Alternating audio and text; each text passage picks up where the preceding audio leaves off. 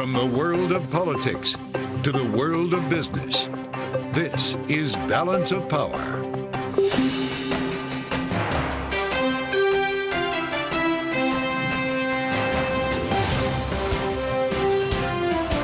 Live from Washington, D.C. From Bloomberg's Washington, D.C. studios to our TV and radio audiences worldwide, welcome to Balance of Power. Alongside Joe Matthew, I'm Kaylee Lyons. Job growth falls short in August as the unemployment rate drops unexpectedly, causing new worries about a slowing economy. We're joined ahead by Bernstein, chair of the White House Council of Economic Advisors. And we'll focus on the role the economy is playing in the presidential race as both candidates prepare for next week's debate with Democratic pollster Celinda Lake. Sentencing in Donald Trump's hush money case in New York delayed until after the election. We'll have analysis on that story and more from our political panel. Welcome to Friday, of course, Jobs Day, Kaylee, which we're going to be talking about quite a bit this hour, putting a cap on a week that has really focused our attention on the economy on the presidential campaign trail, with both candidates trying to flesh out their plans ahead of the debate next week. But this jobs report landing pretty hard on Wall Street today. Yeah, of course, you did have the unemployment rate going down to 4.2%, but it was soft on payrolls, and the downward revisions also were rather brutal. 89,000 jobs that actually were not gained that we thought were. And this, of course, is something that earlier today Bloomberg had to question the acting Secretary of Labor, Julie Su, about. We are continuing to see stable growth. Jobs numbers are still up.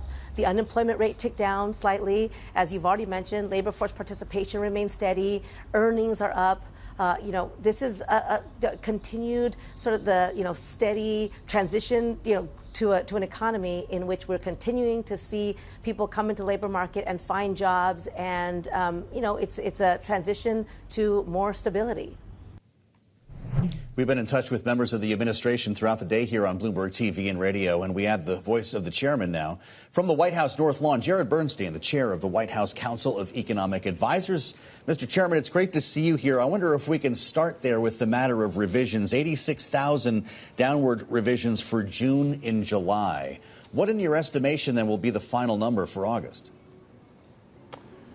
Well, August sometimes comes in below what it is then revised up towards. That's been kind of a pattern, so we may do a little better on that. But that's one of the reasons why you want to take a moving average of these numbers. If you look over the past 3 months, you're at 116,000 jobs per month. Now, that's definitely a downshift from where we were. We knew the job market was cooling. I think the important and operative question today, whether you're a markets analyst or whether you're trying to figure out where the macroeconomy is going, is what's the break-even level of job gains from the payrolls? That is, what is the level consistent with a stable unemployment rate?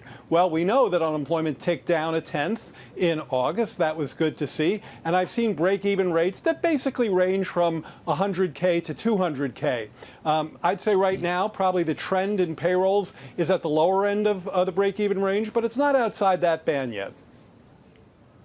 Okay, so if you don't think it's outside the band of what would be considered normal, perhaps not reason to be gravely concerned. Jared, are you concerned? And I'm not going to ask you what you actually think the Fed will do in 2 weeks' time, but if they do opt for a larger rate cut, are you worried that might send a signal that the economic circumstances the country finds itself in currently are more dire than the picture you actually see?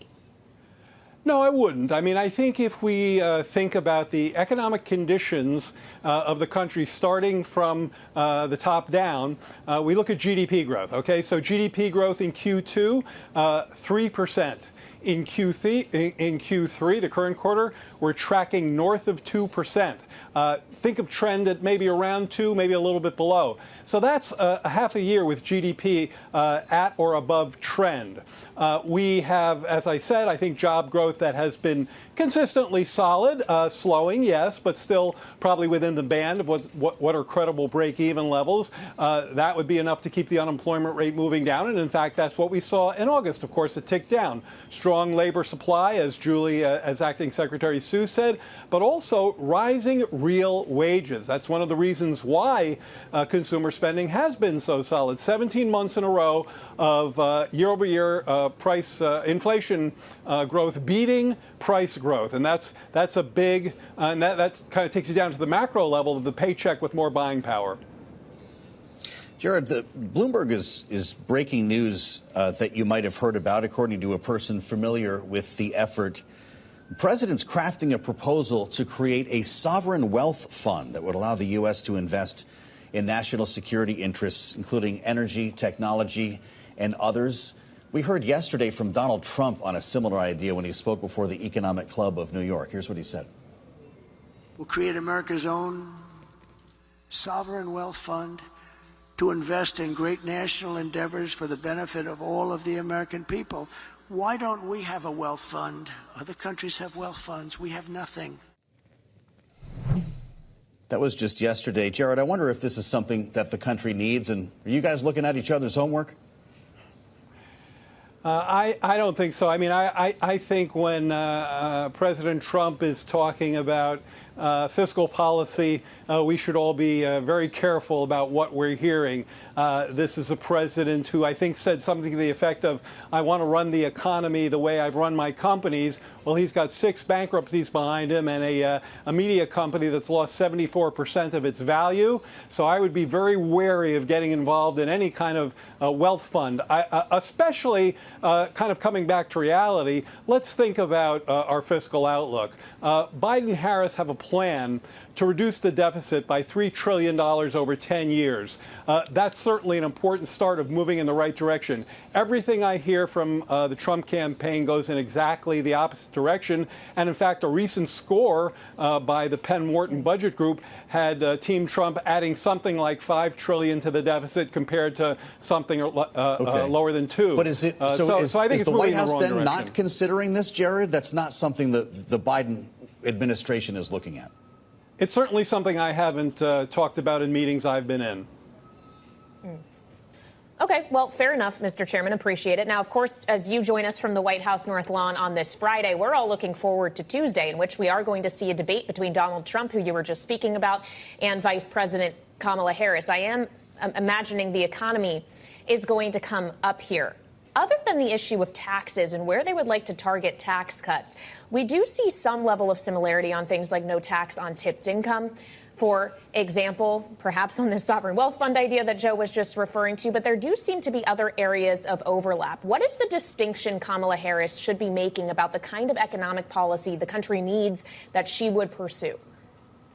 I think that's an easy one. I heard the vice president recently say something to the effect of, show me who you're fighting for, and I'll show you what your values are. She's fighting for the middle class. She's fighting for lower income households. She's fighting to take away any barriers to opportunity they're facing. She's explicitly fighting on behalf of small businesses to build on the success that our administration has had in record numbers of entrepreneurship. I hear the other side fighting for mainly 2 things: to cut taxes for millionaires and billionaires, and to add a massive middle-class sales tax in the form of tariffs unlike anything we've seen in this country in the modern era, which would, by some analyses, lower middle-class incomes by $4,000. Now I hear the former president talking about a new set of ideas, even lower corporate tax rates, even more deficit spending that would, I think, set us off on a completely unsustainable fiscal path. Again, contrary to Vice President Harris, who's already laying out plans to have a more responsible fiscal path. I think it could be more different whether we're talking about who you're fighting for, who you're helping, and where you want to take the country. Well, Jared, to get back where we started here, and that's jobs, with another month under our belts, regardless of who wins the economy, what will be the job market they inherit in January? Well, there, I think, gets back to, as you said, our earlier discussion. Right now, if you look at the underlying pace of job growth, it's about where some folks put the break-even level, meaning the number of payroll job gains that are sustainable and will keep the unemployment rate where it is or moving down. If you then turn to the overall economy and look at consumer spending, real wage gains, incomes up a couple $1,000s over the past couple of years for the average family, family, then you start to see some of the kinds of forward motion dynamics that have propelled this expansion forward and made it the strongest among the G7. Look, today is a pretty simple story that, well, they say the Fed has a reaction function and the market has an overreaction function. Today's a pretty simple story if you keep it down to its fundamentals. Employment up, wages up, unemployment down, inflation down. Put that all together, and it's a recipe for continued growth, continued real gains, and I think an expansion that will persist. All right, Jared Bernstein, chair of the White House Council of Economic Advisors, thank you so much for joining us. Enjoy the weekend. But coming up on the other side of that weekend, lawmakers return to Washington. We'll have more on the spending battle that will greet them next on Balance of Power on Bloomberg TV and radio.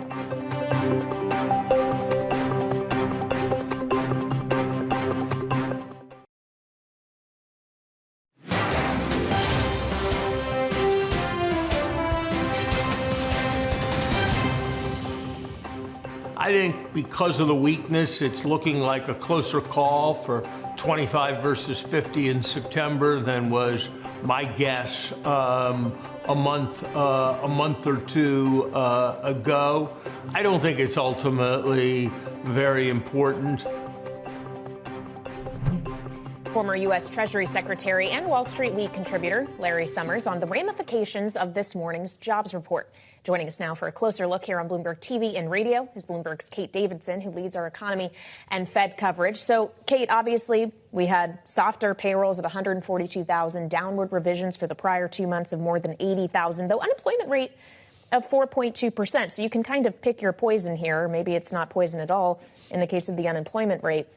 Knowing the Fed does have CPI data as well next week to help inform this ultimate decision, is that what's going to decide 25 or 50, or did that decision actually come today with the jobs figure in this part of the dual mandate? Yeah, it's a funny question because remember, for many, many months we couldn't weigh in on this question, right, until we knew what that CPI report said or what the most important inflation report between now and the meeting. But it's just things have really shifted, and that's reflected, I think, in the the words and the message that we're hearing from Fed officials. Right, they are clearly more concerned about the labor market now. They're less concerned about inflation. I mean, if there was some kind of big surprise in the CPI report, if it jumped unexpectedly, that could solidify, right, this expectation for 25 basis point cut, a smaller move at the September meeting. But what we know, I think, is I think the assumption is it's pretty safe that we know today at least where things stand. We saw an employment report, as you said, that was kind of in the gray zone. It wasn't terrible. It was better than expected. But we saw that the past few months of data were revised lower. So, not ideal. Jobless rate ticked down. So I think it left the door open. And I think there will be some Fed officials who are pushing for that bigger rate cut. But I'm not sure that the CPI data is going to have a big impact one way or the other. Well, it seems like the messaging could get a lot more nuanced here. There's talk today of 50 basis points potentially spooking the market. Is it worth going that far? And also invoking the idea of politics driving decision-making at the Fed. This is fraught with risk, is it not? That's true. I mean, the nuance point is very true. Although Fed officials, it's worth noting, they're heading into their blackout period. Yeah. So we're not going to hear from any of them after midnight tonight until after that decision. We'll hear from Jay Powell. He's the next person we'll hear from at 2 p.m. on September 18th, 2:30 p.m. after that decision. Okay. And I think that they have a communications challenge, perhaps. That clearly there are officials who are worried that there are rising risks to the labor market. Although, as we heard from some of them today, they feel like it's about back to where it was before the pandemic. They don't see a risk of an imminent, sharper downturn here, right? The economy is doing okay. It's clearly slowing down. It's clearly cooling, but they're not overly worried. And a bigger move could be perceived by markets as just really panicky. And I don't think that they are panicked about anything right now. But it also is worth noting, if that sharp downturn does suddenly materialize unexpectedly, they can't just cut 50 basis points then and everything be solved eminently. There's a lagged effect on the easing side, too. Yeah, I mean, that is sort of the big, central banking question, this long and variable lags of how long does it take for their decisions to make their way through the economy. You could argue that right now they've already been signaling that they're ready to cut, so we're feeling the effects of that Mortgage already. Rates are already lower. Yeah, we are seeing some of that. I think as we heard a little bit from Larry Summers, is it a big, does it make a huge difference if they go 25 and then do 50 at a subsequent meeting later this year? Probably not. Some people could make that argument for sure. But yeah, I think it would take a little bit of time, and that's the thing with the jobless rate is once it starts to climb, it can go up very, very quickly. Great to have Kate Davidson on a day like this, reporting for Bloomberg on the Fed. Kate, thank you so much. Next week, Congress returns from summer break. How many weeks has it been? And they have a laundry list of things to accomplish, not the least of which is funding the government, which is where we start our conversation with Bloomberg's Megan Scully. Great to see you at the table here. Your life's about to get a lot more interesting. The clock starts ticking as soon as they arrive on a potential government shutdown. I hate to be so negative to frame it that way, but at least the initial salvo we're hearing from the Speaker of the House to attach the SAVE Act appears to be a non-starter. Yes, but a reminder, we are still quite early in the month, and they do like to run things to the last minute. So they like to score that buzzer shot on September 30th. Right? Yes, till September 30th. So the first offering from the Speaker is, a 6-month continuing resolution, that stopgap spending, to essentially buy time into the next Congress and the next administration, plus this SAVE Act and language essentially that would prohibit non-citizens from voting. Democrats say this is wholly unnecessary. Non-citizens don't vote, and they're not going to want to be placing a vote on this. It's going to just be a political back and forth between the House and the Senate over the next several weeks. But of course, it is the political implications that could inform the avoidance of a shutdown. Sarah Chamberlain of the Republican Main Street Partnership was sitting where you are with us last night and said there will not be a shutdown. It will hurt us as we try to keep the majority, to summarize her words. So the fact that this is happening very close to an election is of consideration here. Outside of the House majority, though, which of course is her concern, the Senate, obviously, Republicans are trying to flip red. They think they have a pretty fair shot at doing so, given Joe Manchin's retirement and the vulnerability of Senators Tester and Brown. But new polling from Emerson shows maybe there potentially could be at least one pickup opportunity for Democrats. I think there's a few interesting races, actually, to watch as we head into the final weeks of the campaign season. We have Florida, which has long been, become an increasingly Republican state and a reach for Democrats. Years ago, it was a purple state. We're not there anymore. But this Emerson poll sort of solidifies what we've been hearing from folks on the ground there, which is that this race is actually pretty competitive. Rick Scott, the former governor, is not particularly well-liked in Florida, and he's running against former Representative Debbie Mucarsel-Powell, who isn't well-known statewide, but that might be working to her advantage, running against an unpopular incumbent.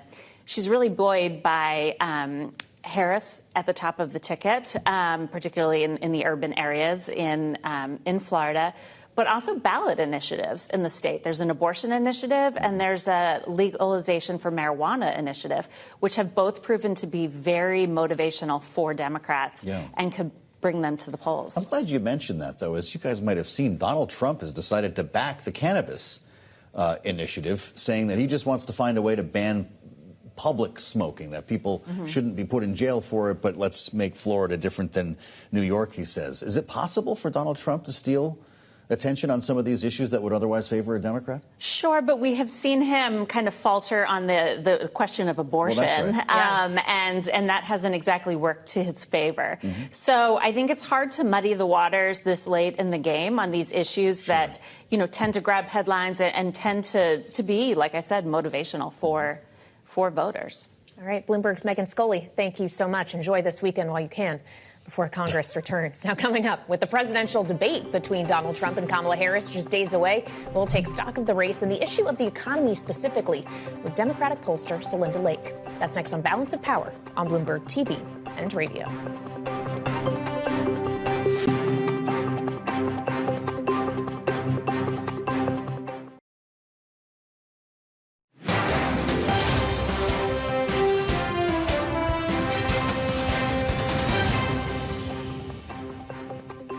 This is Balance of Power on Bloomberg TV and radio. We've spent much of this week discussing the economic proposals of both Donald Trump and Kamala Harris ahead of their debate next Tuesday, including the no tax on tips policy they've both endorsed, which does seem to be resonating with swing state voters, at least according to our latest Bloomberg News Morning Consult poll. It finds both Harris and Trump voters support the proposals by no less than 68% in the battleground states.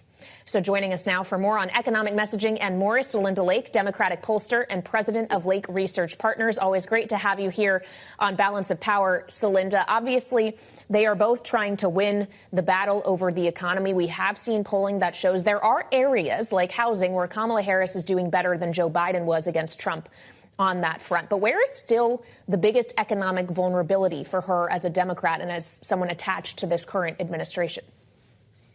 The biggest vulnerability is still on rising costs. And I think what's really great about a number of her economic proposals is that she's talking about really concrete ways to get the economy going and put money in middle class pockets, not another tax break for the wealthiest 1%, which is what Donald Trump is proposing.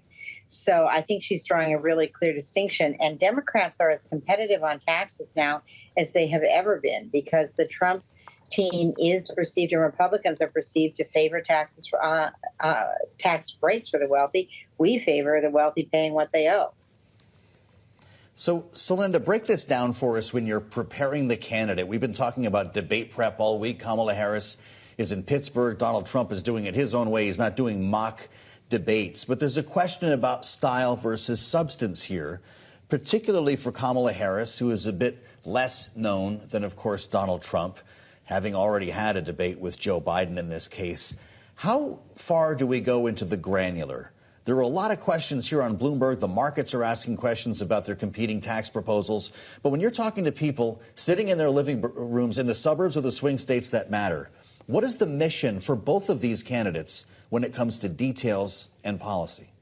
Well, the mission for both of them is not first dominated by details and policy, certainly not the details. Mm-hmm. The mission for Kamala Harris is, one, to maintain her likability and fill in her profile. People, as you said, people still don't know her very well. And so she wants to share her background and her accomplishments. She wants to share her policy proposals in terms that real people can understand. Donald Trump's mission is to control himself before he alienates every single woman out there. And not being too aggressive, not interrupting her, not getting in her space. He was very controlled in the Biden debate, more so than most Democrats had anticipated. But I don't know if he can hold it all together against a woman. Well, of course, he had his microphone muted when it wasn't his turn to speak in that debate against Joe Biden. And ABC says those rules will remain the same for this debate on Tuesday. So perhaps less opportunity to interject than maybe Kamala Harris and her campaign, frankly, would like, as they try to paint Kamala Harris as a prosecutor, someone who is able to prosecute the case against someone they've described and is, of course, a convicted felon. But we learned today, Celinda, that conviction in New York, he won't be sentenced in until after the election. There will be no other trials for the other criminal cases with which he is charged. Does the prosecutor versus felon argument really resonate if the court cases themselves are not really in the news? Well, she's prosecuting more than the court cases. But by the way, 58% of the people think you ought to get a sentence before the election. 58% of the people think that January 6th trial should have gone ahead. I mean, people are not happy with this. They're very unhappy that there's no accountability here. But that prosecutorial style has really served women well. And if you look at women debaters, the women that have won their debates are very often AGs or people that have had prosecutorial experience. Jennifer Granholm, Gregoire, Napolitano. So it's a very, very positive style for people. And people like that you lay it out clearly.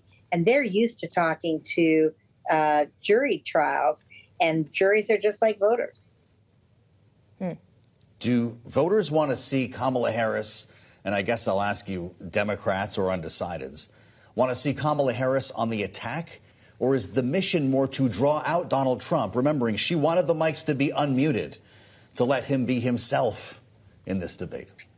I think her mission is really just to lay her record out.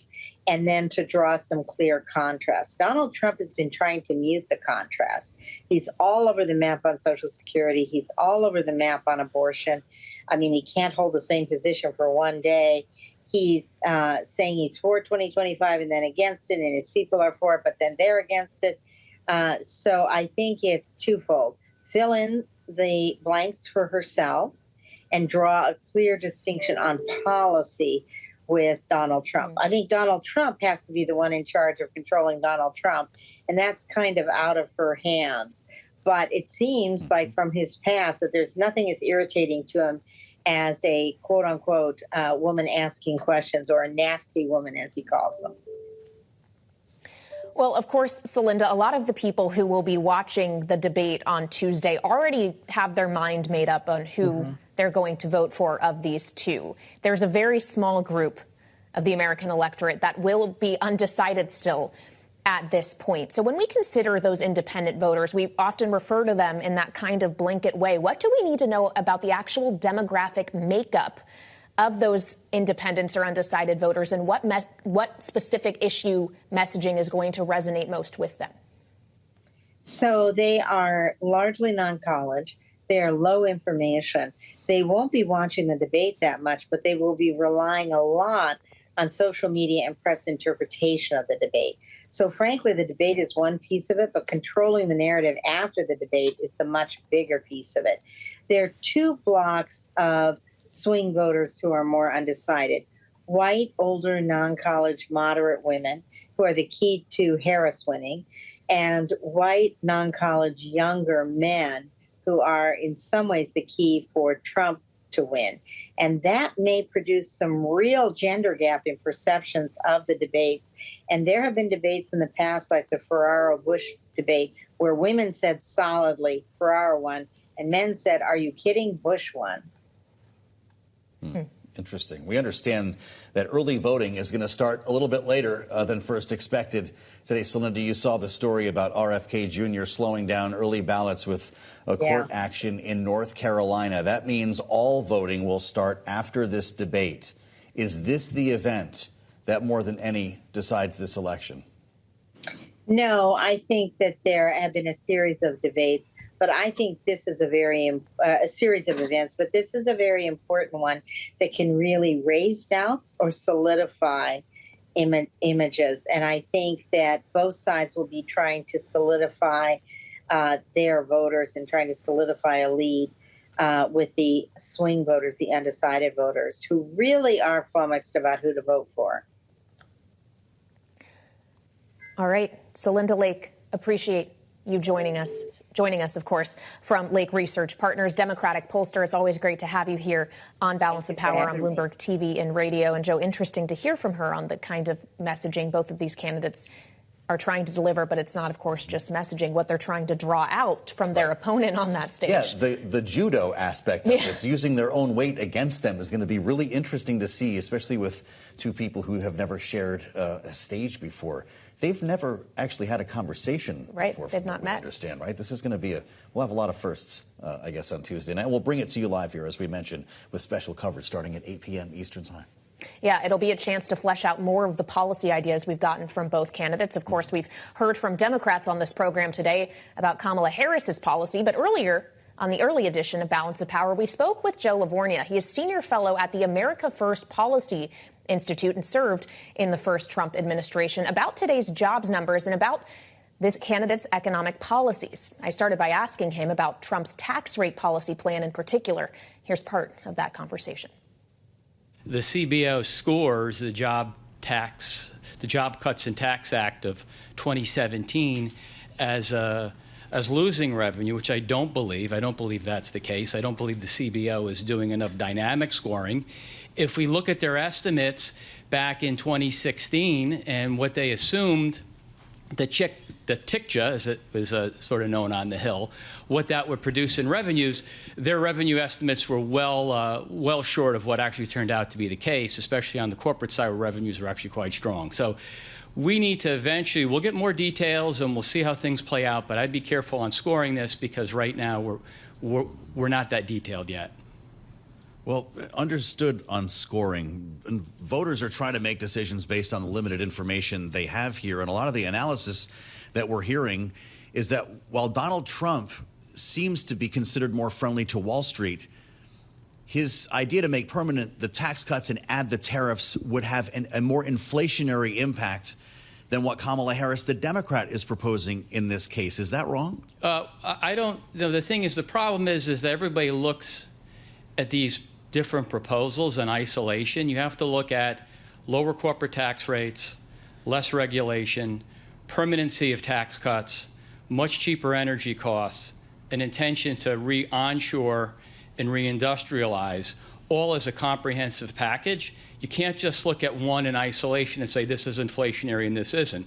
What I could tell you is on the energy side, in terms of lifting energy production, to be a real commitment to expand energy production and get energy costs significantly lower. If we want to do a simple inflation adjustment, I could tell you that the energy share of the economy is almost twice the import share of the economy. So again, if you get those lower energy costs, you would offset any tariff impact. And by the way, as the president said yesterday, these things are open for negotiation. That's why the specificity at this point, I think, is premature. It's a transactional approach, basically, to help U.S. manufacturing and jobs. And you either may believe that theory or you may not. But I think it's very, it all holds together when you look at it in its totality and not just break apart simple pieces.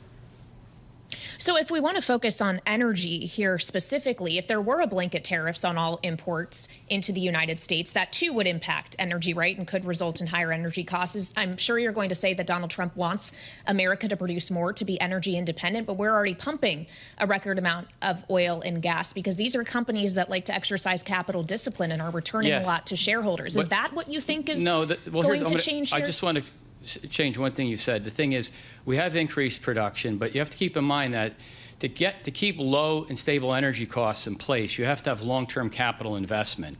So the intention is to do things that will improve the energy platform in a way that it's sustainably producing cheap, low-cost energy, which we had under the Trump administration, if you look at where energy costs were and if you look at where inflation was. So I think the plan is very comprehensive and it makes sense when it's looked at in totality. We're looking at WTI crude oil below $68 a barrel in the futures market here. Joe, where should that be? I mean, the market is pretty efficient. I think part of the reason the oil markets and energy markets are soft right now is growth. I'm very downbeat on growth. Yes. I was listening to Michael McKee talk about the data. I looked at the data today as being very soft. If we look at the private sector, excluding healthcare, because healthcare is very interconnected, intertwined with government policy, the last 3 months we haven't even generated 40,000 private sector jobs. The unemployment rate did tick down 0.03 in August, but temporary hiring fell again. Manufacturing was weak. One of the areas of strength was in construction, but it seems to me that's ripe for a major pullback in light of the big drop in construction openings and the fact that construction activity is extraordinarily soft. We look at home sales or look at pending home sales or starts, permits, builder sentiment, all those things suggest to us that the construction industry could shed upwards of 1 million workers, which by itself would push the unemployment rate up near 5%. You can find our full conversation with Joe Lavorgna, former economic advisor to former President Donald Trump, online and on the terminal. Coming up, we'll have a closer look at what's next for Donald Trump's hush money trial in New York, with news breaking today, and how each of the candidates are preparing for next week's debate. Our signature panel up next on Balance of Power on Bloomberg TV and radio.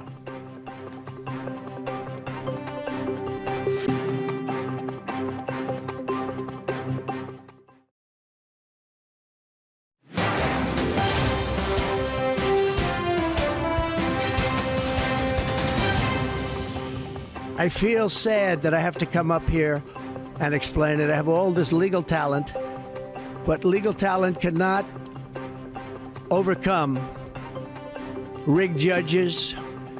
They can't overcome a 4% Republican area. And I'm disappointed in my legal talent, I'll be honest with you. That was former President Donald Trump earlier today, flanked by said legal talent, delivering a press conference outside of Trump Tower after a panel of 3 judges heard oral arguments in his attempt to overturn a $5 million verdict in the E. Jean Carroll civil case in New York. But we also learned today that he won't be sentenced in his criminal hush money case in which he was convicted of 34 felony counts of falsifying business records in New York until after the election.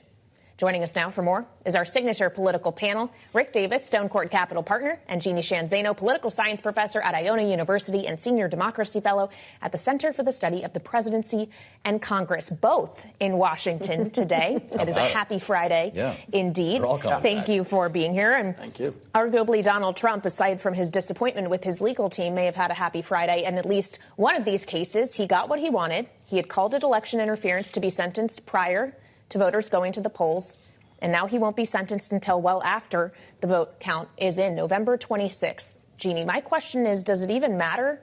Would it have mattered if he were sentenced 2 weeks from now, as was scheduled? You know, I think it could have. We really don't know because we have obviously no historical precedent. I have to say myself as a political scientist, I think it was the responsible thing for Judge Merchan to do. It does, of course, rob voters of the ability to know that he has been sentenced. I can't imagine he would have been sentenced to jail, but sentenced to something. But by the same token, he is not like other defendants. He is one of the main candidates for president, and I think it's responsible to do it afterwards. But again, it does rob voters of the ability to know that he has indeed been sentenced. And yet, while that should be so important to him, he is out attacking women who accused him of sexual abuse in a bizarre, is probably the only way I can put it, 45 minutes today. With everything going on for him legally and politically, he chose to attack these women and say things, repugnant things like, oh, I wouldn't have attacked her on a plane. I wouldn't have attacked her on a plane in 1978. I mean, this is the top of the ticket. So even though voters don't know he's been sentenced, they know who he is watching this today if they were watching. Well, of course, we knew none of these trials were going to happen before the election. At this point, with all the changes we've seen in this race, Rick, the focus on the economy, would it have mattered if you were sentenced before November? Yeah, look, I think, you know, the only evidence we have is what happened when he did get convicted of 34 counts of criminal misbehavior. And we did see a movement down in his polling data for that 1 week that we had a sample size before the debate that completely disrupted the entire campaign. And so the little bit that we saw proves at least that voters were watching and didn't like what they saw, right? It's the first time he hasn't gotten away with something positive out of a legal drama that has occurred this year. And so I think it may be that it's a combination of things. I totally agree with Jeannie. If you're going to stand there and insult women, you know, 6 weeks before an election, I think that's just bad judgment. But the bottom line is, I don't think this is playing to his benefit anymore. And if anything, I think there's a net negative to even a day talking about being a criminal defendant or a defendant in a court case. But he used to be able to fundraise off of it. It's how he made a lot of the tens of millions of dollars that he was able to raise earlier this year. It's now Harris that, as we've discussed over the last several weeks, has the fundraising advantage. The campaign says $360 million raised in August. That is almost triple what Trump raised. Is there any way to play the catch-up game at this point, especially if you're not going to be able to fundraise as easily off a court appearance each day? Yeah, I'd say Tuesday night, right? They got a nationally telecast debate, 50 million people likely to watch it. If you have a knockout punch, you're going to raise a lot of money that night, either if you're Kamala Harris or Donald Trump. So that is the last moment, I think, that you can galvanize enough attention in America to have that kind of big bounce. But look, you know, the Harris campaign has a $100 million cash-on-hand advantage, you know, with 60 days to go. That is awful tough to think you're going to overcome. So at this point, you just got to pick, how much money do I have and where do I want to play? I can't play everywhere. Well, Donald Trump's talking about the debate. He talked about it on Fox News and what was billed as a town hall. The debate, of course, on ABC TV. Listen. ABC is the worst network in terms of fairness. They are the most dishonest network, the meanest, the nastiest, but that was what I was presented with. I think a lot of people are going to be watching to see how nasty they are, how unfair they are. I agreed to do it because they wouldn't do any other network. I know he's watching Bloomberg right now, so let's assume that he's going to hear your answer. Jeannie, what's the whole purpose of trying to game expectations by insulting the network that's hosting the event? Incidentally, he suggested that she wouldn't appear on any other network, but this had already been agreed to before Kamala Harris was even on the ticket. Yeah. Are you saying he is not being truthful about what I'm not saying that. I'm asking you.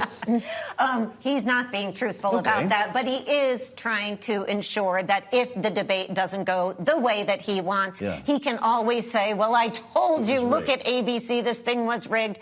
You can hear even there at the town hall, he's getting guffaws and laughs from the audience. This is what his sort of base expects. It's what they've grown to love. You know, it's interesting. When he was at the economic club yesterday and he was a little bit more serious and a little bit quieter and more on teleprompter, if you will, it wasn't quite as entertaining for his base. And so they actually prefer that Donald Trump. And so he's going to play to them. And by the way, I couldn't help but think, because there's no other reason he was out at that press conference today on E. Jean Carroll, that he thinks he's going to fundraise off of that kind of thing. I mean, he is desperate to fundraise. So whether it's the debate or today on the court case, he seems to know he needs to get that money in. Well, finally, another piece of news we got today, in addition to the news conference and the legal developments, came from the swing states of North Carolina and Michigan. There had been some dispute about whether RFK Jr., who was a third-party candidate, who was on these ballots, would still remain on them or not. A court ruled today he would be removed from the ballots. He, of course, has endorsed Donald Trump. What that means, Jeannie, is the absentee ballots that should have gone out in North Carolina today will not. There will be a delay. Michigan hasn't printed theirs yet. They don't mail out until beginning September 21st. So what's the net effect of this? Well, it's interesting because Democrats are up in arms. They are, what do we know? They would like RFK to stay on that ballot because they believe that would decrease support for Donald Trump. And now you have what they describe as a GOP appeals court that has come in and said, no, he can't be on there. So the delay is one thing. People will get their ballots eventually and be able to vote. But this is, I think, indicative of what we're going to see with courts stepping in and having to decide everything from ballots to counts to everything post-election.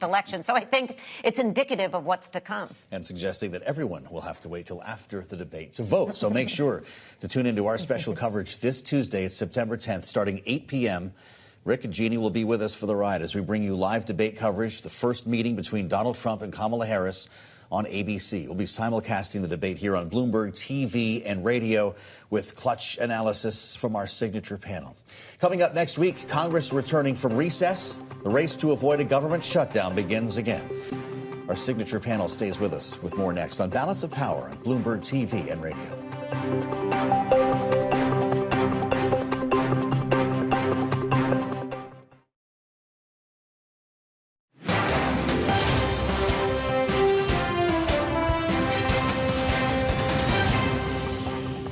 I think the speaker is going to do the right thing. The speaker wants to stay the speaker. In order to do that, he needs the Republican Main Street Partnership members to come back. Yeah. They have spoken to him like government shutdown does not. We lose if we have a government shutdown. Sarah Chamberlain, president, founder of the Republican Main Street Partnership, with us last evening, sharing what she believes will happen when Congress returns next week. They've been gone for a while. But our panel is still with us. Rick Davis and Jeannie Shanzano. How many weeks has it been? 9? I can't remember. Yeah, that's a lifetime. Don't call it a vacation, right, Rick? It's the home district work period. That's right. And when they get back to work here, they're going to slam into this idea of the SAVE Act, and we're going to have a whole debate about government funding. No one's dumb enough to, Sarah's point, I shouldn't use language like that, to shut down the government right before the election. Oh, well, that's not true. Okay. I mean, I was on the Bob Dole campaign when, Newt Gingrich decided that's the smartest thing in the world to do. Excellent. Look how well it worked for Bob Dole. Yeah. And the Republicans. That was quite a shutdown. Yeah, quite a shutdown. So, look, I mean, there's a faction of the Republicans on the far right, extremists, who think it's good politics for them to come home and say, look, we're helping to destroy government. Is this just the Freedom Caucus, though, or a larger number that you're worried about? No, it's really the Freedom Caucus. I mean, I think everybody else has pretty much learned their lesson on this. And Sarah Chamberlain was right. There are a lot of Republicans on the bubble, California Republicans, New York Republicans especially, where, they survived the 2022 midterm elections, and they cannot have a disruptive 2025 budget process this time. They ought to just get this thing done as a CR and live to fight another day. So if you're not going to have those Freedom Caucus Republicans voting for a CR, though, that means, as has been the case with pretty much every single piece of legislation in this Congress, it will require Democratic votes. If it is disadvantageous for Republicans to have a shutdown, should Democrats not force one, Jeannie? I do not think they should. I think they should vote for the CR, get this thing done. It would be the height of irresponsibility for them to do that. And I think voters would be smart enough to see that they were doing that to disadvantage the Republicans. So I am not for that strategy. To Rick's point, I can't say they won't do it, but I don't think they should. And by the way, I heard today from Congress people asking if they're going to be held in all 3 weeks or they're going to be able to cut this down to 2 weeks. So they've got elections it's a good to win, job Jeannie, to have. Well, they're going to be pretty busy in the House with some other things here, and it's pretty remarkable to watch the Republican majority, as small as it may be, turn its attention to Kamala Harris and Tim Walz. House Judiciary Committee with a field hearing, the Biden-Harris border crisis, House oversight, longstanding connections to China, oversight, I should say. Energy and Commerce has one on Wednesday on energy policy, from gas to groceries. This is what we're going to hear the next 2 months. Yeah, they know what we know, which is so far her momentum is unabated, and they're not confident that Donald Trump is doing enough to stop her. So they're going to take it into their own hands because their futures depend upon it. Their majority depends upon it. And so, yeah, they're going to dedicate themselves, in addition to getting the CR passed, they're going to dedicate themselves to doing whatever they can to chip away at her momentum. It's not just the majority they want to keep in the House, it's the majority they want to gain in the Senate. We spoke earlier this hour about a new Emerson poll that shows Rick Scott, the incumbent Republican senator in Florida, up by a single point against his opponent. Is there actually a pickup opportunity for Democrats there? Yeah, I mean, Rick Scott and Ted Cruz. I mean, he's Colin not doing Allred's much only better. behind by 4. And so, yeah, it's actually kind of fun to watch. I don't think there's any chance that those two incumbents lose. But it's great parlor game in September to see the pressure they're under, because what this means is they're going to take resources out of some of these other challenger jobs or campaigns, and they're going to put them into Florida and Texas because they have to make sure incumbents don't get beat. You don't see Democrats flipping either of those, do you? I do, because I do believe Rick Davis and I have a bet on Texas. Am I right, Rick Davis? There's an office. Yeah, and we can add in Florida. We'll add in Double Florida. down, that's fine. That's a lot of pressure. I don't mind 2 dinners. Yeah. He's going to owe me big. Okay. Did you know about this? I did not, but I guess this is what we learn when we're all here in Washington together. Yeah. Okay. We also have to keep in mind with Florida, there are ballot initiatives on the ballot with these candidates on abortion and marijuana. It'll be interesting to see if that actually could push a Democrat over the finish line. That's for sure. We'll keep tabs. It will, Kaylee. You want in on this All bet? right, yeah, Jeannie really wants to win this bet. I do not take bets, not a betting woman. I'll leave that to Rick Davis and Jeannie Shan Zaino, our wonderful political panel. Thank you so much, as always, for joining us as we march into the weekend with a presidential debate awaiting us on the other side. You, of course, can check out weekend coverage in the Washington Edition newsletter on the terminal and online. We have a policy on that, right? Rick Yeah, and no, Jeannie are getting we us will into not be trouble placing now on bets. live international television. No bets. That's why you tune in here. Thanks for joining us on Balance of Power. Next week's a big one. Kaylee and I will meet you back here Monday on Bloomberg TV and radio.